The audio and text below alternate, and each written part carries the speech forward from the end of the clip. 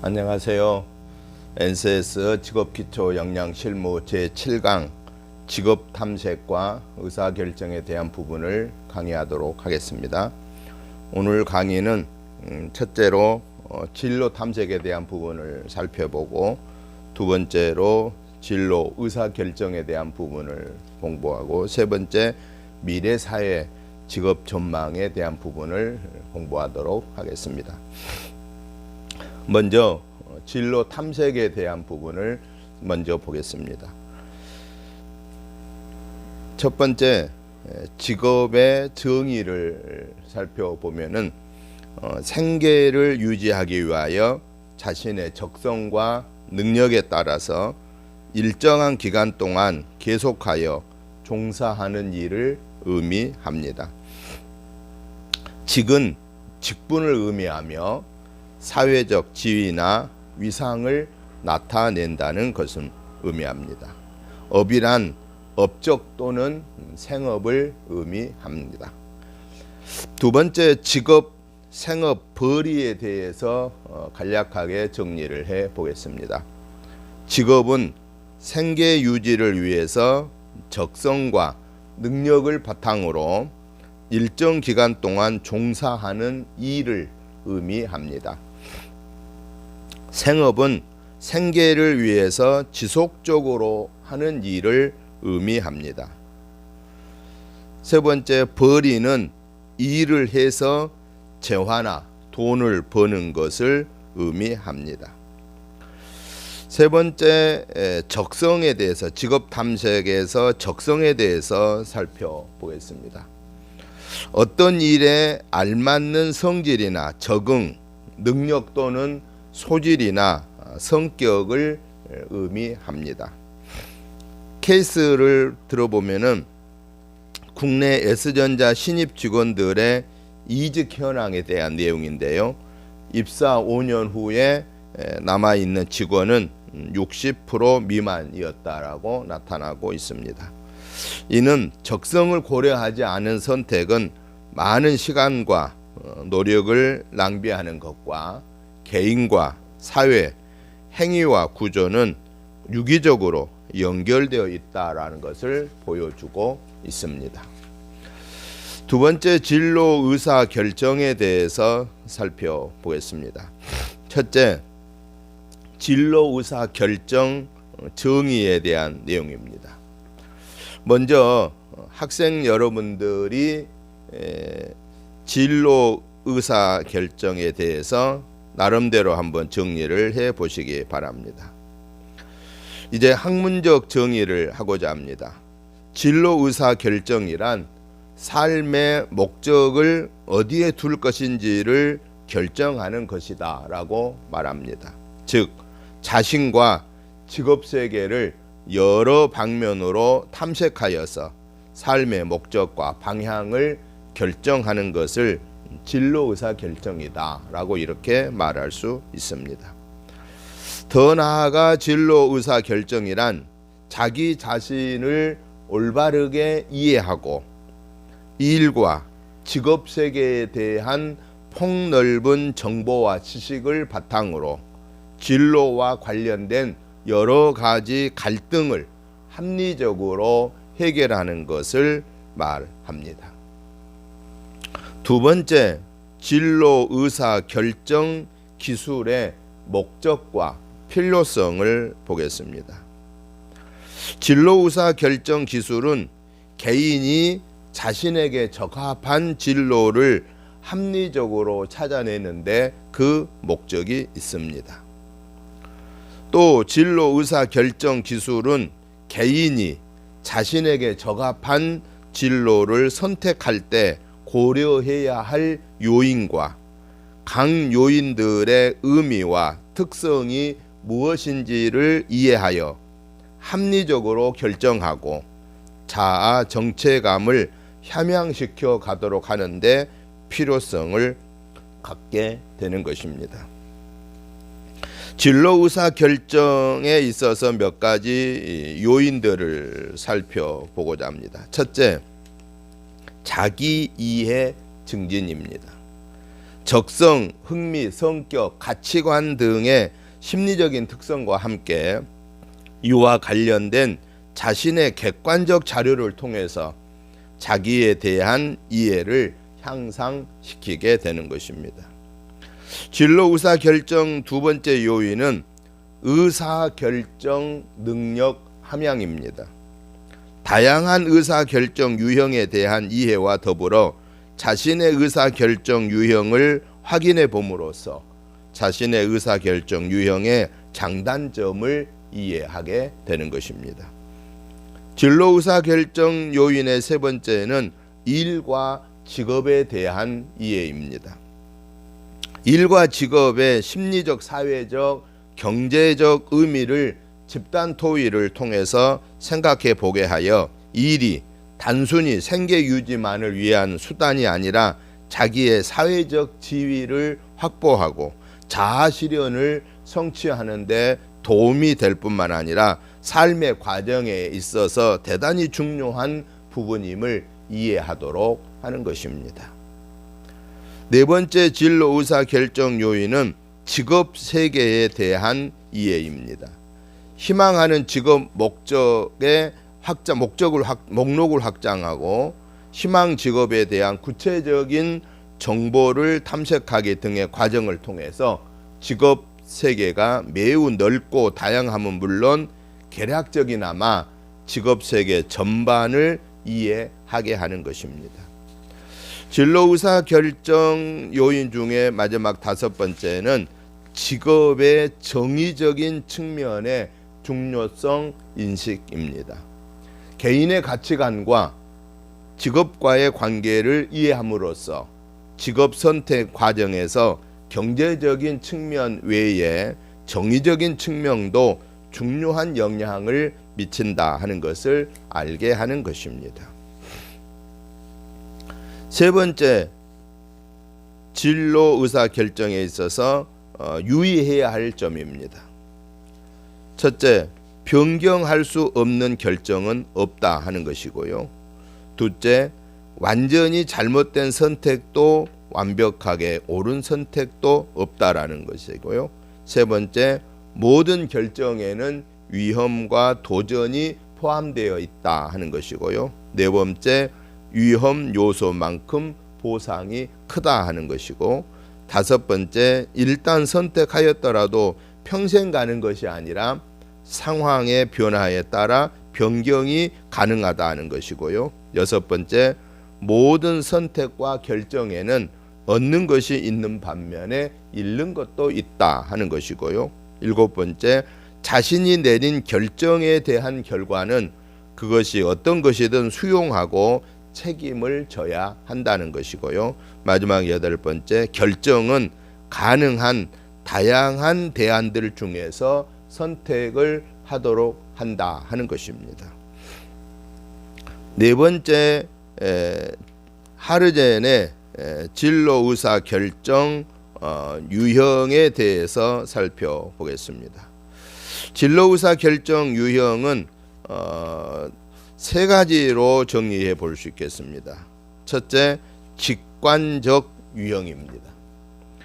결정에 대한 책임은 수용하지만 정보 활동이 없습니다. 자신의 현재 느낌에 대한 의사 결정이 이루어지는 것이고요. 체계적 고민이 없이 즉흥적으로 판단하는 것을 말합니다. 의존적인 유형은요, 타인들의 판단이나 의견에 크게 영향을 받고요, 주변의 평가에 의존하여서 판단합니다. 그리고 자신의 의사결정에 정서적 불안감을 느끼게 되는 것입니다. 합리적인 유형에 있어서는 이전의 경험을 스스로 평가하고 활동할 수 있는 능력을 가지게 되고요, 의사결정에 매우 신중하며 논리적이다라는 것입니다. 다섯 번째로 나의 의사결정 유형 진단을 한번 설문을 통해서 정리해 보도록 하겠습니다. 다음의 검사는 자신의 의사결정을 알아보기 위한 것입니다.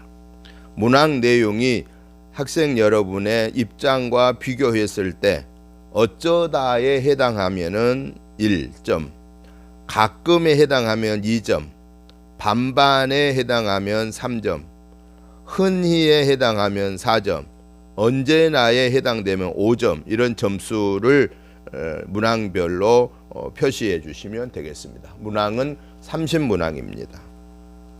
이 설문을 여러분이 하신 후에 담당 교수 이메일로 여러분들이 제출해 주셔야 됩니다. 1번 문항입니다.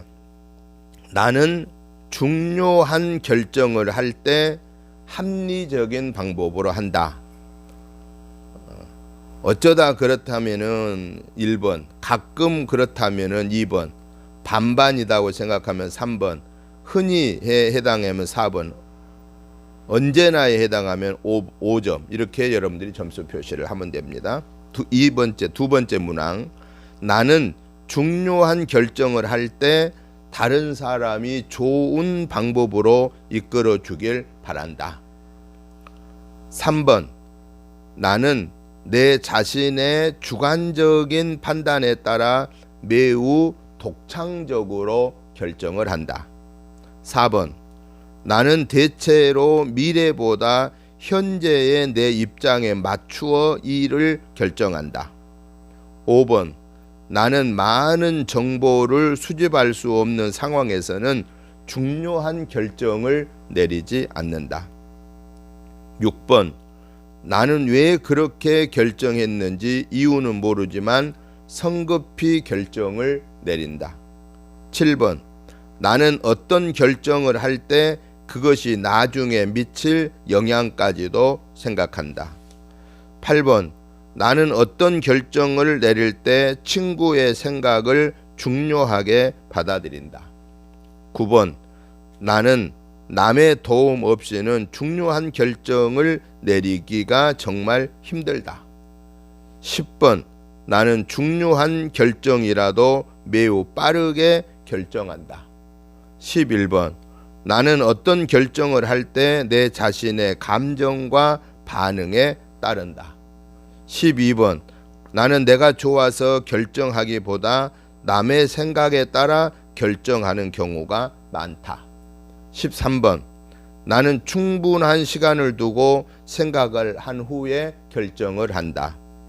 14번, 나는 어떤 일을 점검하거나 사실을 알지도 않고 결정하는 경우가 많다. 15번, 나는 친한 친구와 먼저 의논하지 않고 어떤 일을 좀처럼 결정하지 않는다. 16번, 나는 결정을 하는 것이 어려워 결정을 연기하는 경우가 많다. 17번, 나는 중요한 결정을 할 때 실천할 일에 대한 계획을 철저히 세운다. 18번, 나는 결정 내리기 전 앞서서 모든 정보가 확실한지 재검토한다. 19번, 나는 마음속에 있던 생각이 갑자기 떠오르면 그에 따라 결정을 한다. 20번, 나는 중요한 일을 할 때 미리 주의 깊게 구체적인 계획을 세운다. 21번, 나는 다른 사람들의 격려와 지지가 있어야만 어떤 일을 결정할 수 있다. 22번, 나는 어떤 일을 먼저 결정한 후에 그 결정이 마음에 드는지 상상해 본다. 23번, 나는 평가가 나쁜 결정은 별 의미가 없다고 생각한다. 24번, 나는 나의 결정에 합리적인 이유를 따질 필요가 없다고 생각한다. 25번, 나는 올바른 결정을 하고 싶기 때문에 성급하게 결정하지 않는다. 26번, 나는 감정적으로 내린 결정에 만족하고 그 결정이 옳은 것으로 받아들인다.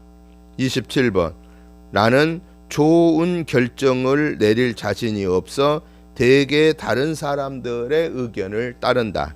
28번, 내가 내린 결정 하나하나가 목표를 향해 발전하는 단계라고 생각한다. 29번, 친구가 나의 의견에 찬성하지 않으면 내 결정에 자신을 갖지 못한다. 30번 나는 어떤 결정을 하기 전에 그 결과가 어떻게 나타날지 정말 알고 싶다. 이렇게 30문항을 여러분들이 각각 체크를 하시고 그 다음에 유형별로 문항에 대한 점수를 여러분들이 정리해서 메일로 보내주셔야 됩니다. 먼저 그러면은 합리적인 유형, 또 두 번째 직관적인 유형, 세 번째 의존적인 유형이 있는데요. 합리적인 유형에 있어서는 문항이 1번, 5번, 7번, 13번, 17번, 18번, 20번, 25번, 28번, 30번이 합리적 유형의 문항입니다. 그 부분의 점수를 여러분들이 더하시면 됩니다. 두 번째 직관적 유형의 문항은 3번, 4번, 6번, 10번, 11번, 14번, 19번, 22번, 24번, 26번입니다. 이 문항의 점수를 합산하면 됩니다. 의존적인 유형의 문항은 2번, 8번, 9번, 12번, 15번, 16번, 21번, 23번, 27번, 29번입니다. 이 문항을 여러분들이 점수를 합산하시면 되겠습니다. 그러면은 이제 진로 의사 결정 유형별 특성을 여러분들이 다 유형을 살펴보았으니 이제 그러면 그 유형별 특성에 대해서 설명을 하도록 하겠습니다. 합리적 유형에 속하신 분들은 이 특성을 보면은 두 가지로 볼 수 있는데 일반적인 특성이 있고 진로 결정의 특성이 있는데요. 일반적인 특성은 의사 결정을 전체적이고 종합적인 시각에서 볼 수 있다라는 것입니다. 자신과 상황에 대한 정확한 정보를 수집하고 논리적으로 결정을 내리고 그 결정에 대해서는 책임을 지는 그런 유형입니다. 합리적인 유형의 진로 결정의 특성을 보면은 의사 결정이 신중하고 합리적입니다. 심리적 독립과 성장에 도움이 됩니다. 잘못되거나 실패할 확률은 낮습니다. 그러나 의사결정에 시간이 좀 걸린다 하는 것이죠. 두 번째 직관적 유형을 보면은 일반적인 특성은 미래를 별로 고려하지 않고 현재의 감정에 주의를 기울입니다. 정보 탐색이나 대안 평가 없이 상상과 정서적 자각의 기초에서 결정을 내리지만 그 결정에 대해서는 책임을 짓는 것입니다. 진로 결정의 특성에 있어서는 의사 결정이 즉흥적이고 감정적입니다. 스스로의 선택에 책임을 집니다. 잘못되거나 실패할 확률이 높다라는 것입니다. 의사결정이 또 신속하게 하는 경우가 많습니다. 의존적인 유형의 일반적인 특성은 사회적 인정에 대한 욕구가 강하고 의사결정 상황이 여러 가지로 제한받는다고 생각합니다. 의사결정 과정에서 타인에 의한 영향을 많이 받고 결정에 대한 책임을 부정하는 경우입니다. 진로 결정의 특성에 있어서는 의사결정이 수동적이고 순종적입니다. 개인적 독립이나 성숙을 방해합니다. 실패했을 때 남의 탓을 합니다. 결정을 내릴 때 정서적으로 불안함을 느끼게 되는 것입니다. 여섯 번째, 나의 의사결정 능력 진단을 또 하나 해보도록 하겠습니다. 이건 역시 여러분들이 진단하여서 점수를 담당 교수에게 보내주시기를 바랍니다. 다음은 평소 자신의 어떤 의사를 가졌는가를 알아보기 위한 것입니다.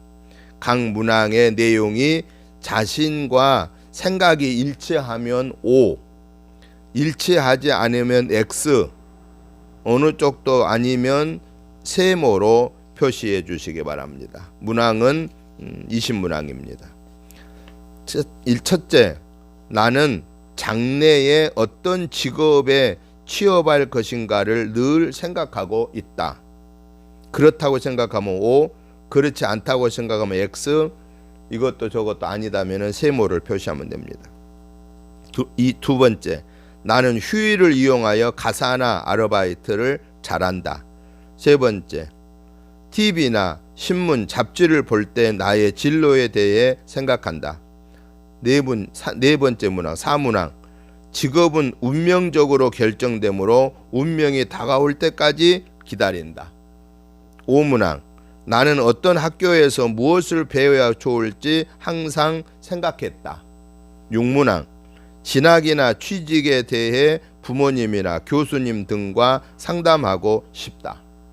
7문항, 나의 붙인 직업을 개성하여 발전시키려는 생각을 항상 한다. 8문항, 진학이나 취직이냐는 자기가 결정할 수 있다.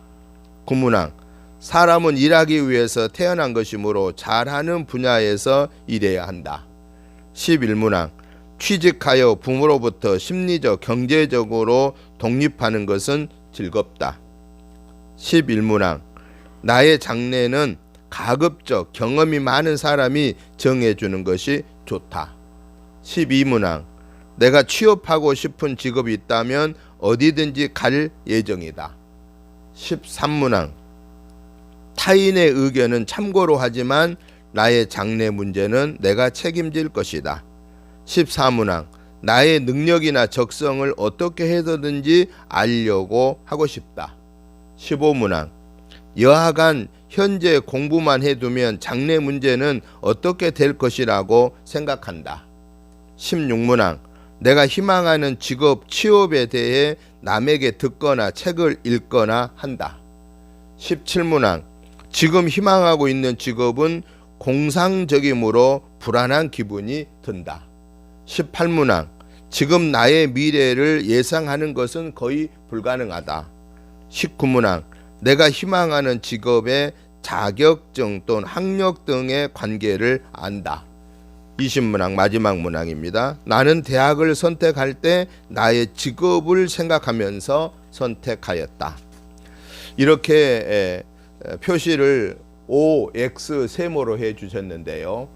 계산을 하실 때에는 O 부분은 2점, X는 0점, 세모는 1점으로 환산하여 총점을 산출해서 아래에 그 능력 판정표에 자신의 의사결정 능력의 단계를 확인해 보시고 그 단계를 알려주시기 바랍니다. 남자 학생들 경우는 상 31점 이상은 상, 중상은 30점에서 24점, 중은 23점에서 21점, 중하는 20에서 17점, 하는 16점 이하입니다.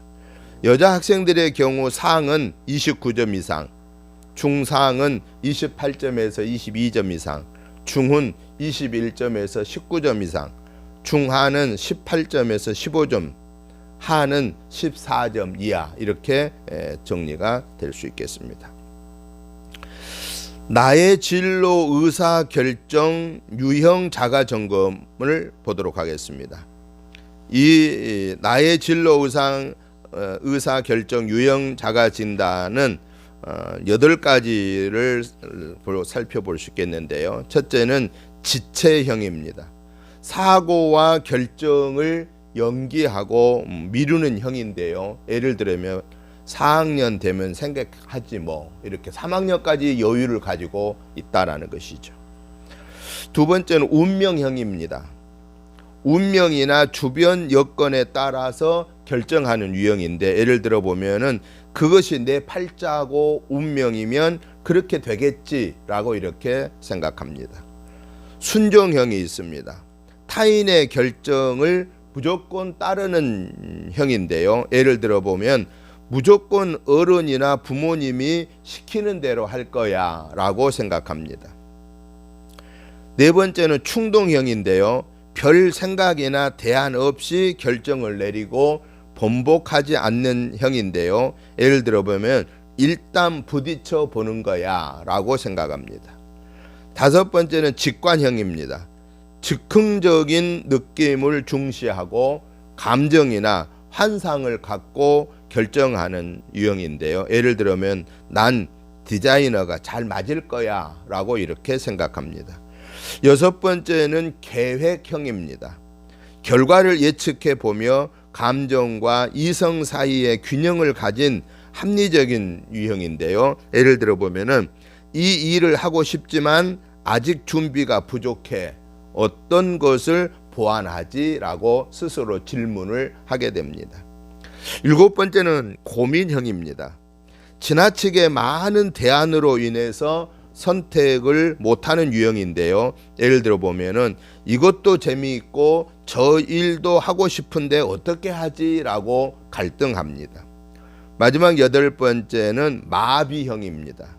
결정을 내리는 것 자체에 압도되어 아무런 결정을 내리지 못한 유형인데 예를 들어 보면은 난 아무것도 하고 싶은 일이 없어 라고 생각합니다. 학생 여러분들도 여러분의 진로 의사 결정 유형 자가 점검을 스스로 이 8가지를 한번 살펴보시기 바랍니다. 나는 지체형인지 운명형인지 순종형인지 충동형인지 직관형인지 계획형인지 고민형인지 마비형인지 말입니다. 이제 의사결정 5단계의 내용을 살펴보겠습니다. 1단계는 문제 인식입니다.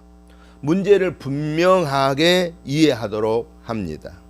갈등 상황에 관련된 가치와 목표를 구체적이고 분명하게 제시할수록 문제 해결에 가까워지게 되는 것입니다. 의사결정 두 번째 단계는 대안 탐색입니다. 원하는 결과를 성취할 수 있는 가능한 방법을 찾는 것인데요. 과거에 비슷한 상황에서 어떻게 했는가? 다른 사람들은 이 문제에 부딪혔을 때 어떻게 하겠는가? 가능하면 대안을 많이 찾고 대안이 많을수록 해결책을 찾는 데 있어 도움이 되는 것이지요. 3단계는 기준 설정입니다. 기준 설정에 도움이 되는 질문에 답을 해보는 것입니다. 해결책을 통해서 이루고자 하는 목표는 무엇인가? 어떤 가치가 내포되어 있는가? 문제를 해결하는 데 필요한 지원은 충분한가 하는 것들을 잘 살펴보는 것이죠. 4단계는 대안 평가 및 결정의 단계입니다. 각 대안이 갖는 바람직한 정도, 가능성, 위험성을 평가하는 것입니다. 그리고 대안이 만족스럽지 않다면 새로운 대안을 찾고 기준을 변경할 수 있는 것입니다. 마지막 5번째 단계는 계획 수립과 실행입니다. 계획을 세우고 행동을 하면서 새로운 정보를 얻을 수가 있습니다. 계획을 재검토하고 또 목표 성취의 가능성을 점검하며 계획을 바꾸거나 새로운 계획을 수립하게 하는 것입니다. 나의 진로 의사 결정 과정을 보겠습니다. 이 나의 의사 결정 과정은 5단계로 정리를 해 보도록 하겠습니다. 학생들의 진로와 연결지어 의사 결정 단계를 여러분들이 한번 스스로 작성을 해 보셔야 합니다. 그러면 1단계를 여러분들이 작성해야 되는데 1단계는 의사 결정의 목표를 분명하게 해야 하는 것입니다. 예를 들어 보면 3가지에 대한 문제를 스스로 답을 해야 합니다. 첫째, 현재 나의 진로 의사 결정을 해야 하는 문제는 무엇인가? 둘째, 의사 결정 문제가 생긴 개인적, 환경적 상황은 어떠한가? 셋째, 현재 의사 결정을 하여야 하는 이유나 목적은 무엇인가에 대해서 여러분들이 스스로 답을 해 주셔야 합니다. 이 답을 찾고 2단계로 넘어갑니다. 2단계에서는 대안을 찾아보는 것입니다.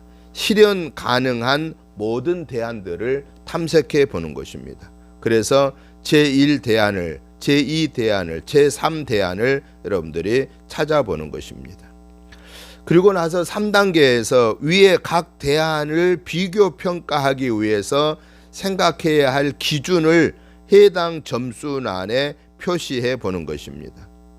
진로 의사 결정을 평가하기 위해서 제시한 항목 등을 평가할 수 있는 구체적인 기준 내용을 작성하고 각 대안별로 여러분들이 평가를 해 보셔야 되는데, 오늘 여러분들에게 예시한 것은 적합성, 합리성, 실천 가능성, 효용성 등을 제시했습니다.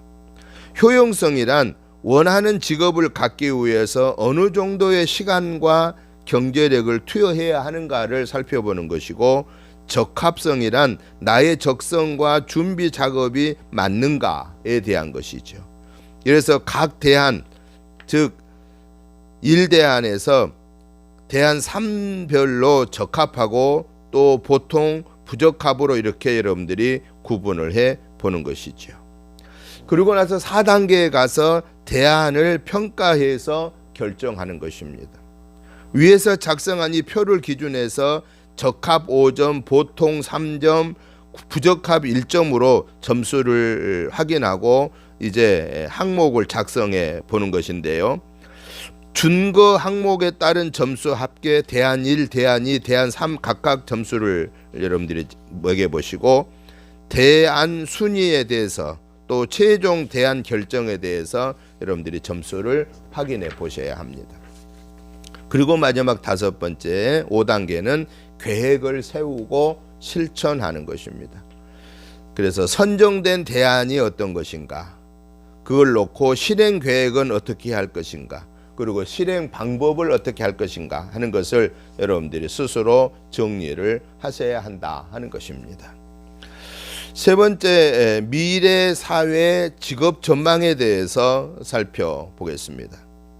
미래 사회에 대한 학생 여러분들의 입장을 한 3가지로 정리를 해 주시면 좋겠습니다. 첫째, 미래 사회라는 단어를 들으면 어떤 것들이 떠오르는가 정리를 해 주셔야 되고요.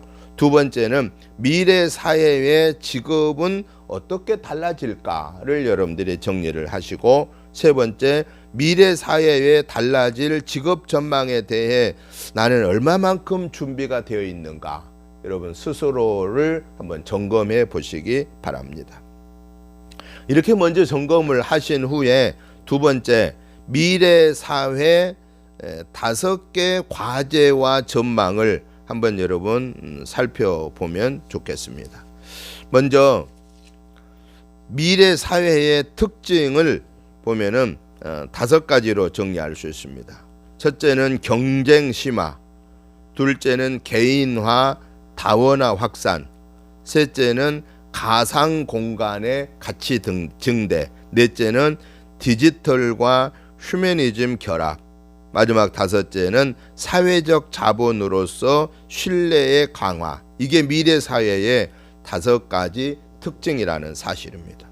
그러면 그 각 특징별로 주요 마이크로 트렌드를 보게 되면은 첫 번째 특징인 경쟁 심화, 즉 무한 확장, 무한 경쟁, 이 경쟁 심화에서 트렌드는 기존 산업의 파괴적인 혁신, 뉴 미디어로 전환되고, 또 지적 재산과 저작권, 자유 저작권의 논란이 확대되게 되고, 공짜 경제가 급부상하는 가상 공간의 역할이 증대하는 것이 바로 마이크로 트렌드입니다.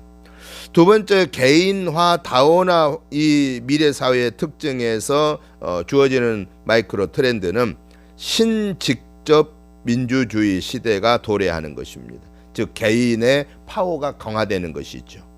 다양한 가족 구성 형태의 등장과 1인 가구가 증가합니다. 소비 주체의 변화가 오는데 여성, 노인, 신소비자군이 형성된다 하는 것입니다. 미래 사회의 특징 중에 세 번째는 가상 공간의 가치 증대인데, 여기에 마이크로 트렌드는 소프트 자산, 가상 권력의 가치 증대, 뉴 미디어로의 진화, 가상 현실 커뮤니케이션 확대로 이어집니다. 미래 사회 특징 네 번째, 디지털과 휴머니즘이 결합하는데, 여기에 마이크로 트렌드는 감성 소비, 즉 드림 소사이티가 도래하게 됩니다. 오감 커뮤니케이션, 또 실감형 미디어가 나오게 되고, 환경 보호, 에너지 절감을 위한 그린 경제가 대두되게 되는 것입니다. 미래 사회 특징 다섯 번째는 사회적 자본으로서 신뢰가 강화되는데, 여기에 마이크로 트렌드는 사회 전반의 네트워크가 확산됩니다. 기계 간 기계에서 인간 간으로 바뀌어지게 된다 하는 것이죠. 그리고 소셜 네트워크 서비스 등이 나타나게 되고, 가상 공간의 파워 증가에 따른 신질서가 확립이 되게 되는 것입니다.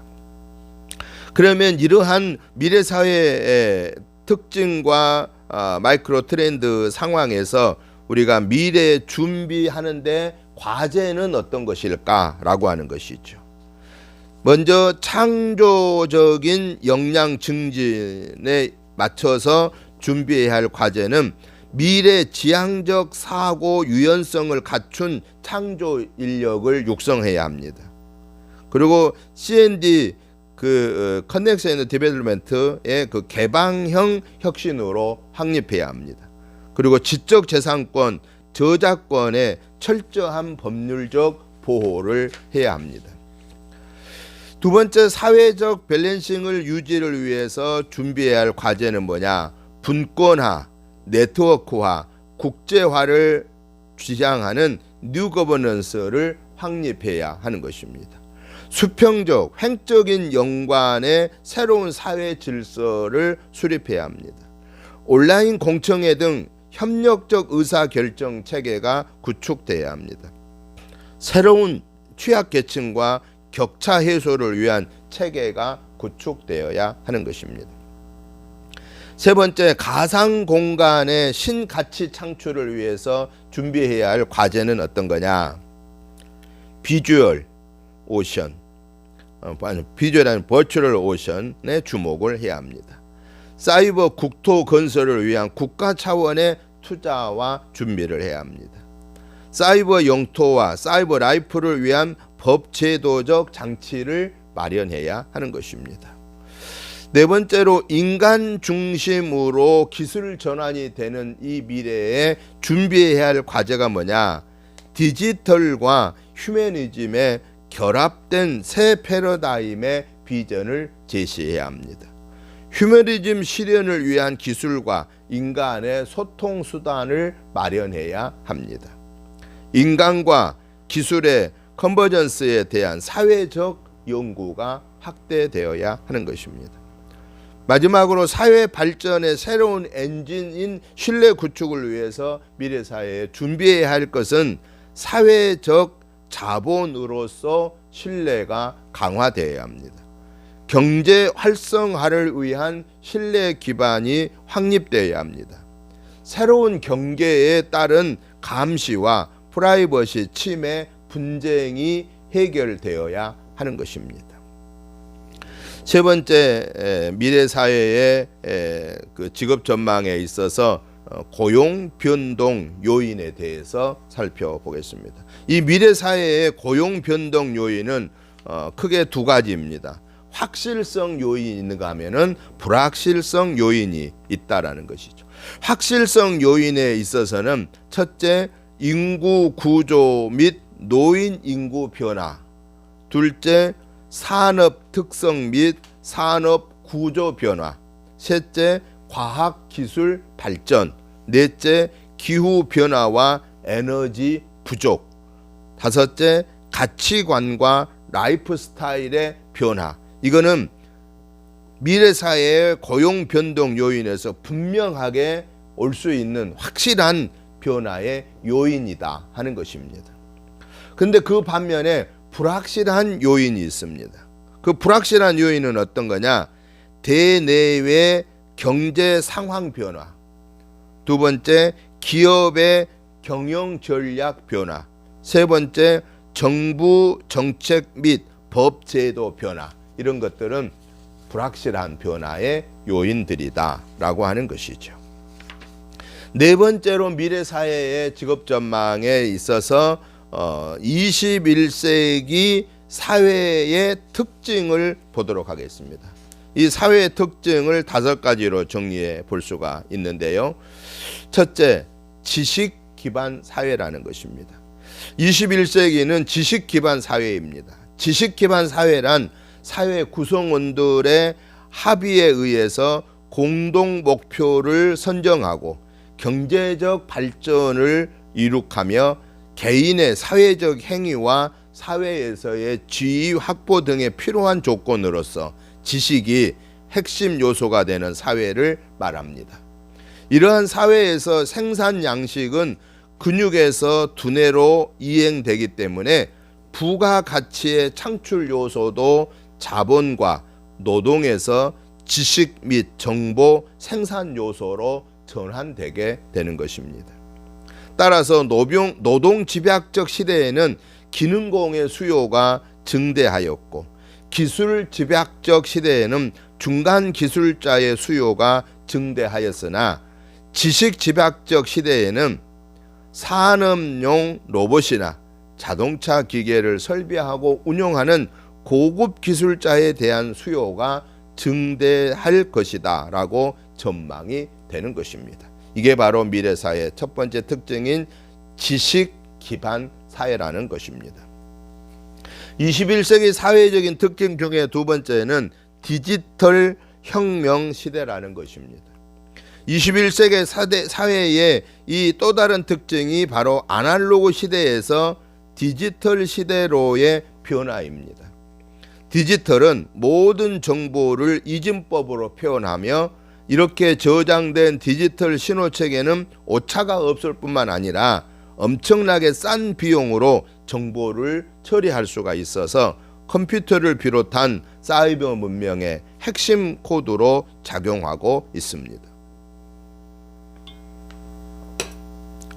정보기술이 발전하면서 디지털 혁명은 경제적으로는 사이버 공간을 중심으로 한 경제활동의 상시화와 또 고속화가 이루어지고, 사회 문화적으로는 기술 방식의 표준화가 진행되면서 세계 문명이 단일화되고 있습니다. 또한 사회적으로는 개인의 창의성과 상상력을 기초로 하는 지식 정보화가 이루어지고, 정치적으로는 산업화 시대에 형성된 국가의 차원을 넘어서 전자정부와 전자민주주의가 실현되고 있다라는 사실입니다. 21세기 사회의 특징 중에 세 번째는 문화의 시대라는 겁니다. 21세기가 무엇인가를 갖고 싶어하는 그 소유가 20세기였다고 한다면은 21세기는 무언가를 누리고 싶어하는, 향유하는 시대다 하는 것입니다. 즉 매스미디어의 발달에 힘입어 사회외 구성원들은 보다 많은 여가 시간을 문화, 오락생활을 즐기기를 원하고, 정신적으로는 풍요로운 삶을 향유하는 데 보다 많은 관심을 가지게 되어 삶의 방식도 달라지고 추구하는 취향과 목표도 바뀌게 되는 것입니다. 문화산업은 오늘날 매스미디어나 현대적인 과학기술을 매개로 하여서 대중문화에 속하는 모든 것을 생산해내는 것을 말합니다. 구전의 통신수단이 활자 매체로, 그것은 다시 영상 매체로, 나아가 오늘날에는 뉴미디어, 즉 전자기술, 컴퓨터, 인공위성, 광섬유 등의 발달을 통해서 엄청난 위력을 갖게 된다라는 것입니다. 21세기의 이 사회의 특징 중에 네 번째는 여성의 시대라는 것입니다. 20세기가 주로 남성의 근육에 의존하여 사회적 재화를 대량으로 창출하고 유통하고 소비하는 산업사회의 원리가 지배한 시대였다고 한다면은, 이제는 지식혁명 사회에서는 터프한 것보다는 섬세함이, 강한 것보다는 부드러움이, 독불장군식의 추진력보다는 감싸 안는 포용력이 더 요구되기 때문에 여성 특유의 감성이 주목받게 된다 하는 것입니다. 21세기 사회의 특징의 마지막 다섯 번째는 고령화 사회라는 것입니다. 한 나라의 고령 인구가 7%를 넘어서면 고령화 사회로 구분되고, 최근에 한국을 비롯한 여타 선진국들은 고령 사회에 진입하였거나 몇 년이 지나면 그 진입이 예상되어지고 있다라는 것입니다. 이에 따라서 등장한 산업 영역이 실버 산업이 되고, 산업 발전의 핵심 주체인 기업의 참여로 고령층 대상 사업이 발전하게 된다 하는 것입니다. 21세기 직업 세계의 전망을 보겠습니다. 직업의 생성 소멸이 빠르게 진행되고 직종도 전문화, 세분화되고 있게 되는 것입니다. 새로운 상품과 서비스의 등장은 직업을 탄생시키기도 하고 소멸시키기도 하는 것입니다. 또한 보험, 법률, 국제관계 변호사, 동시통역사 등 특정 분야의 전문적 지식을 요하는 직업 분야가 유망한 분야로 전망되게 되는 것입니다. 21세기 직업세계의 전망은 평생 직장은 사라지고 평생 직업이 남는다라는 겁니다. 빠르게 생성 소멸되는 직업세계의 변화는 더 이상 종신고용 직장이 유효하지 않게 되는 것이죠. 평생 직장에 대신하여 도입하는 것이 평생 직업이라는 것입니다. 직장을 옮긴다고 해도 특정 업무에 평생 동안 종사할 평생 직업인은 관련 업무에 관한 지적 재산이 풍부하고 창의성을 가진 사람으로서 이들은 자신들의 직무 분야에서 변해가는 기술이나 소비자의 동향 등에 대해 지속적으로 학습해야 하고, 같은 직종 안에서 살아남기 위해 끊임없는 전문가로서의 노력이 요구되는 것입니다. 또 21세기 직업세계의 전망을 보면은 세 번째는 공동 작업이 증가하고 가변적인 근무 형태가 일반화된다 하는 것입니다. 개인 단위의 업무보다도 팀 단위의 업무가 증가하게 되어 있으며, 모든 사람이 일정 시간에 회사에 출근하여 일을 시작하고 퇴근 시간에 맞추어 집으로 돌아갔던 일반적인 근무 형태가 바뀌게 된다라는 것입니다. 즉, 가상 공간에서 활동하는 기업이 증가하면서 시간과 공간적 제약을 넘어서 상품이나 서비스를 제공하게 되고, 기업 특성에 맞는 근무 형태가 증가하게 되고, 탈직장화 및 재택 원격 근무의 증가가 추세하고, 상시 근무는 줄어들고 다양한 종류의 시간제, 계약제 근무가 확산되어지게 되는데, 바로 이게 현실로 이루어지고 있고, 특별히 이 코로나19로 인하여서 작년부터 더군다나 금년에 보면은 이러한 이 근무 형태가 또 직업 형성군이 크게 더 증가되어지고 있다라는 것을 보게 되는 것입니다. 21세기의 직업세계 전망 중에 네 번째는 사이버 공간을 통한 기업 활동이 증대하게 된다 하는 것입니다. 사이버 공간을 통해 현재 많은 기업들이 생산 및 판매 활동을 하고 있습니다. 특히 다국적 기업의 경우 인터넷을 통하여 원료, 부품의 국제적인 이동이나 생산을 분배하여서 최적의 효율성을 얻고 있습니다. 인터넷 쇼핑몰의 등장으로 사이버를 통한 판매가 일반화되고 있는데, 대부분의 상품 판매는 인터넷을 통하여 이루어지고 있다고 예상했던 것이 현실로 이제 다가왔다는 사실입니다. 21세기 직업 세계의 전망의 다섯 번째는 삶의 질을 높이는 산업의 비중이 증대하는 것입니다. 인간과 자연과의 공존을 모색하는 생태산업과 환경 관련 산업이 성장할 것이고, 자연 및 이웃과 더불어 즐기는 차원의 문화예술의 필요성 증대로 예술과 문화 관련 산업이 각광받게 된다 하는 것입니다. 또 21세기 직업세계 전망에 있어서 마지막은 첨단 산업의 발전은 산업의 비중을 변화시키게 한다라는 것입니다. 지식 집약적 산업 시대에는 항공산업, 정보처리, 우주산업, 생명공학, 신소재, 새로운 에너지, 마이크로 일렉트로닉스 등 첨단 산업이 크게 발전될 것입니다. 동시에 장난감 사업, 배설물 처리 산업, 노인 산업, 의료 및 건강 산업, 각종 서비스 산업 분야의 직업이 증대하게 될 것이다 하는 것입니다.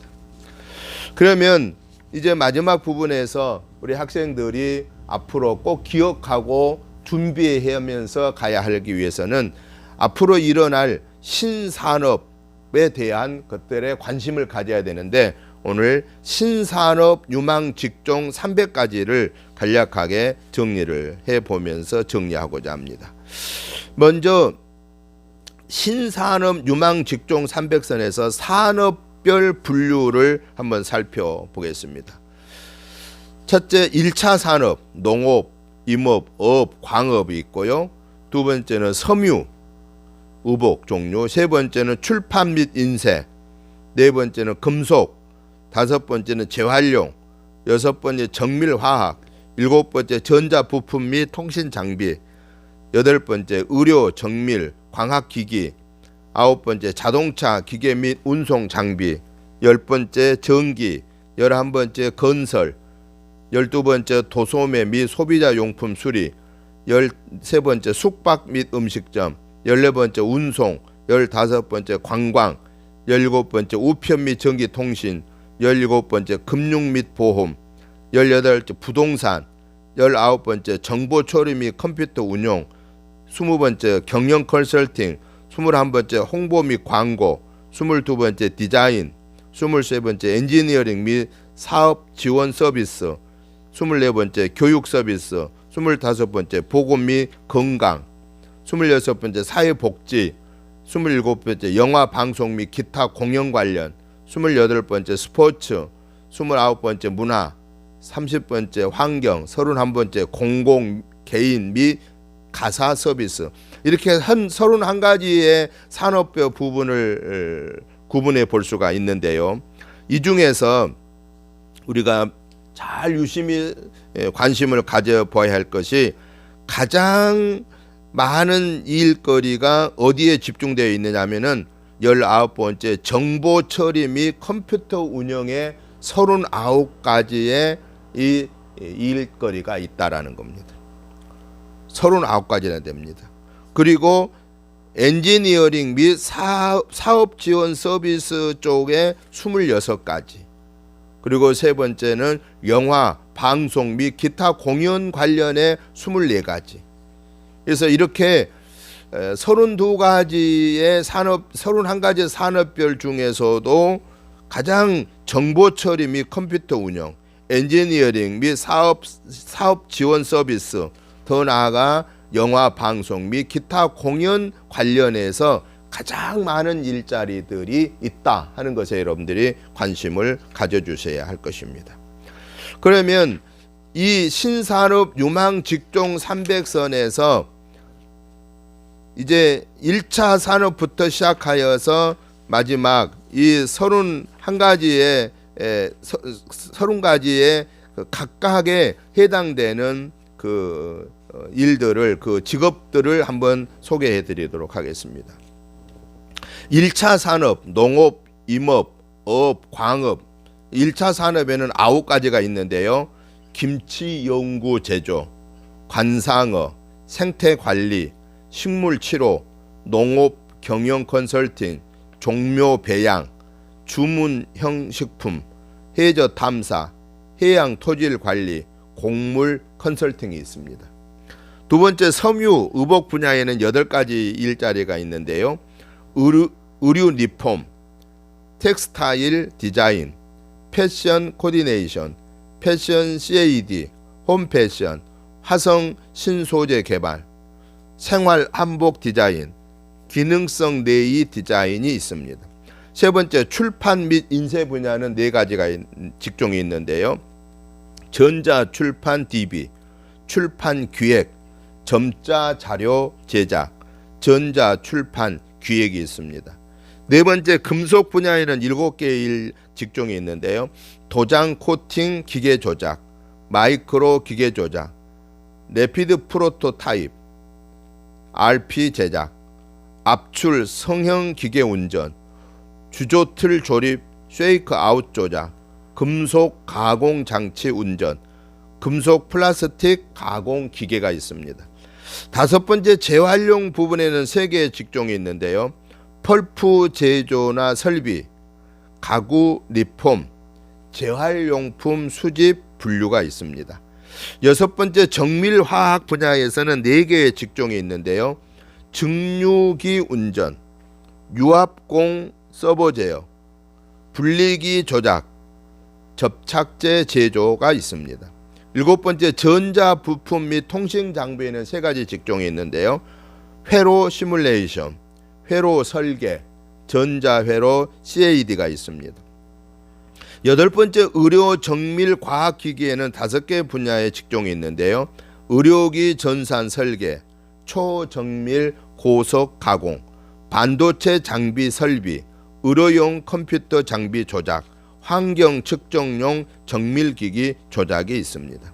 아홉 번째, 전기 분야에서는 디지털 전기 제어 설비가 있습니다. 열 번째, 건설 분야에서는 13개의 직종이 있는데요.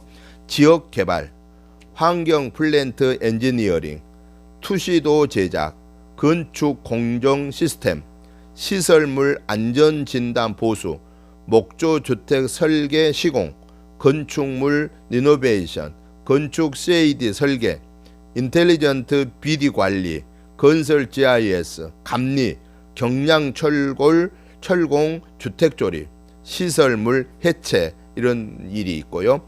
11번째, 도소매 및 소비자 용품 수리는 13개의 직종이 있습니다. 캐릭터 마케팅, 오락용 가전 제품 수리, 컴퓨터 통신 판매, 인터넷 쇼핑몰 운영, 골동품 유통, 무선 통신 기기 판매, 자동차 딜러, 상품 기획, 농수산물 유통, 사이버 무역, 소프트웨어 유통, 쇼파스터, 컴퓨터 AS 등이 있습니다. 12번째, 숙박 및 음식점에서는 12개의 직종이 있습니다. 호텔 조리, 호텔 홍보 판촉, 호텔 바텐더, 유텔 인터내셔널 관리, 출장 요리, 카지노 딜러, 쿠킹 스타일리스트, GRO, 호텔 예약 프런트 등이 있습니다. 13번째, 운송에 있어서는 3개 분야의 직종이 있습니다. 항공기 검사, 항공기 제어 기술, 항공화물 하송이 있습니다. 14번째, 관광에서는 5개 직종이 있는데요. 국제관광 마케팅, 관광 이벤트 기획, 패키지 투어, 해외여행 기획, 향토 관광 기획이 있습니다. 15번째, 우편 및 전기통신 분야에는 3개의 직종이 있는데요. 통신장비 설비, 통신 HWASIC 기술, 통신 서비스 상담 분야가 있습니다. 16번째, 금융 및 보험 분야에는 14개 직종이 있습니다.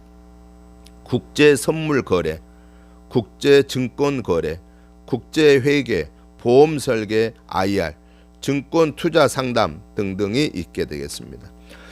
17번째, 부동산에서는 부동산 투자 분석 분야가 있습니다. 18째, 정보처리 및 컴퓨터 운용에서는 가장 많은 39개의 직종이 있습니다. 여기에 보면은 리서치 전문가, 또 엠베서디 SW 개발, IP 관리, 공인 전산 감리, 네트워크 관리 SW, 네트워크 보안, 네트워크 서버 구축 운영, 네트워크 설계, 데이터베이스 프로그래머, 디지털 회로 설계, 로봇 엔지니어, 멀티미디어 시스템 설계, 멀티미디어 타이틀 개발, 웹 프로듀서, EC 유통, 무선 SW 개발, 웹서버 운영, 반도체 설계, 시스템 엔지니어, 시스템 SW 개발, 웹마스터, 정보마스터 감사, 멀티미디어 프로그래머, 컴퓨터 속기, ERP 패키지, 컴퓨터 바이러스 치료, 게임 음악, 작곡 등이 있습니다. 19번째 경영 컨설팅에는 15개 직종이 있습니다. 생산 컨설팅, 정보 시스템 컨설팅, 소자본 창업 컨설팅, 지식관리 컨설팅, 국제계약, 국제통상, 기업 가치 평가, 마케팅 컨설팅, 전략 경영 혁신, 브랜드 네이미스트, 소비자 분석, 인사 노무 컨설팅, 물류 컨설팅, 기술 경영 컨설팅, 프로젝트 관리 등이 있습니다. 20번째 홍보 및 광고에는 13개의 직종이 있습니다. 크리에이티브 디렉터, 광고 기획, 광고 디자인, 광고 사진, 광고 이벤트, 미디어 플래너, PR 매니저, 정치 광고, 카피라이터, 해외 홍보, 모델 캐스터, 간판 이노베이션, 팝 광고 크리에이터 등이 있습니다. 21번째 디자인 분야에서는 12개의 직종이 있습니다. 공간 디자인, 북 디자인, 공업 디자인, 서체 디자인, 스텐실 아티스트, 아트 플라워 디자인, 액세서리 디자인, 용기 디자인, 카드 디자인, 편집 디자인, 디스플레이 디자인, 디자인 수집 카피 등이 있습니다. 22번째 이게 두 번째로 정보통신 분야에 이어서 많은 직종이 있는 엔지니어링 및 사업 지원 서비스 26개 직종이 있습니다. 태양전지 연구, 재료 조직 평가, 표면 개질, 고밀도 에너지 재료 가공, 초정밀 계측, 고분자 화학 연구, 가상기계 가공, 광통신 연구, 특수 코팅, 기술 평가, 레이저 연구, 로봇 연구, 마이컴 제어, 마이크로 프로세서 운용, 메모리 반도체 개발, 미생물 연구, 기능성 화장품 개발, 생물 엔지니어링, 초소형 모터 개발, 세포 배양 기술, 센서 계측, 웨이퍼 연구, 유전자 분석, 인공유성 연구, 자동 제어 연구, 전자파 제거, 이러한 직군이 있습니다. 22번째 교육 서비스에서는 12개 직군이 있습니다. 산업교육지도, 아동놀이지도, 예능기초교육, 직업훈련 전문지도, 동아구연, 멀티미디어 교육, 컴퓨터 가이드, 박물관 교육관리, 글짓기 지도, 심리상담, 사이버 교육관리, 레크리에이션 등이 있습니다. 24번째 보건 및 건강에서는 16개 직군이 있는데요. 호흡치료, 의학정보관리, 카이로프랙터, 의료서비스 기획, EKG, 심전도 기술, 노인질환관리, 호스피스, 가정보건관리, 노인재활조무, 레크레이션 치료, 식이요법, 산후조리관리, 언어치료, 운동 전문치료, 음악치료, 미술치료 등이 있습니다. 25번째 사회복지 분야에서는 5개 직군이 있는데요. 자원봉사 코디네이터, 장애인 직업 능력 평가, 사회복지시설 보모, 노인 복지 개발, 군 사회 사업 등이 있습니다. 26번째 영화 방송 및 기타 공연 관련, 이게 직군 300직군 중에서 3번째 해당 많이 나오는 분야입니다. 특수효과, 패션쇼 기획, 공연 기획, 대형 전시 커미셔너, 디지털 영상 제작, 애니메이션 스토리 구성, 무대 장치 디자인, 뮤직 디렉터, 미디어 통합 디렉터, 외화 번역, 비디오 아티스트 쇼 호스트, 전문 MC, 음향 엔지니어, 애니메이션 컨설 기획, 영상, 음반 제작권 전문가, 영상자료 DB 관리, 사이버 행사 기획, 촬영 헌팅, 조명, 인터넷 TV 영상 디자인, 관객 개발, 분장, 세트 제작 등이 있습니다. 27번째 스포츠 분야에서는 5개의 직군이 있는데요. 스포츠 마케팅, 건강 다이어트, 레포츠, 헬스케어, 스포츠 매니저 분야가 있습니다. 28번째 문화 분야에서는 9개의 직군이 있는데요. 도서관 정보, DB 관리, 문화 DB 개발, 사적지 관리, 큐레이터, 테마 파크 폴 플래너, 미술품 감정, 문화예술 감상 기초교육, 예술 경영 기획, 문화예술품 복제 이런 분야가 있겠고요. 29번째 환경 분야에서는 5개 직군이 있는데 공원 생태 관리, 수중 작업, 에너지 전략, 특수시설 청소, 환경 경영, 환경 영향 평가 등이 있습니다. 마지막 30번째 공공, 개인 및 가사 서비스 분야에서 11개의 직군이 있습니다. 가사 종합 대행 서비스, 미용 경영 컨설팅, 결혼 이벤트 기획, 베이비시터, 웨딩 컨설턴트, 컴퓨터 결혼 중매, 연화 코디네이터, 색채 전문가, 장례 서비스, 조향사, 또 네일 아티스트 이런 일들이 있습니다. 지금까지 제가 특별히 미래 사회의 300개 그 직종에 대해서 살펴보았습니다. 여기서 여러분들이 학생 여러분들이 고민을 해봐야 할 게 이 30개로 구분되는 직종에서 300개의 직군들을 볼 수가 있는데 이 30개의 직종에서 내가 가장 잘할 수 있는 것, 또 내가 좋아하는 것을 한번 살펴보고, 그리고 그러면 내가 그거 잘하고 좋아할 수 있는 그 일을 내가 하기 위해서 준비해야 할 것이 어떤 것인가 하는 것을 여러분 스스로 이렇게 점검해 볼 수 있는 기회가 되었으면 좋겠습니다. 오늘 또 이번 강의에 여러분 수고 많으셨고요. 이제 다음 주는 중간고사입니다. 중간고사는 4월 26일 오후 3시 30분부터 5시 20분까지 진행됩니다. 이 시간을 꼭 여러분들이 엄수해 주셔야 됩니다. 중간고사 유형은 2강부터 오늘 7강까지 각각 그 강의에서 한 문항씩 주관식으로 출제되겠습니다. 그래서 중간고사는 6문항이 주관식으로 출제된다 하는 사실을 인지하시고, 미리서 여러분들이 강의 들었던 것을 다시 한번 복습하면서 나름대로 정리하셔서 이제 중간고사 때 여러분들이 그 내용을 꼭 잘 숙지하고 정리해서 그 시간 내에 이 중간고사 과제란에 올려주셔야 됩니다. 그리고 그게 잘 안 올려갔을 때는 담당 교수 이메일로 그 시간 안에 여러분들이 제출하셔야만 중간고사로 인정된다 하는 것을 꼭 기억해 주시면 감사하겠습니다. 한 주간 건강하시고 다음 주에 뵙겠습니다. 수고 많으셨습니다. 감사합니다.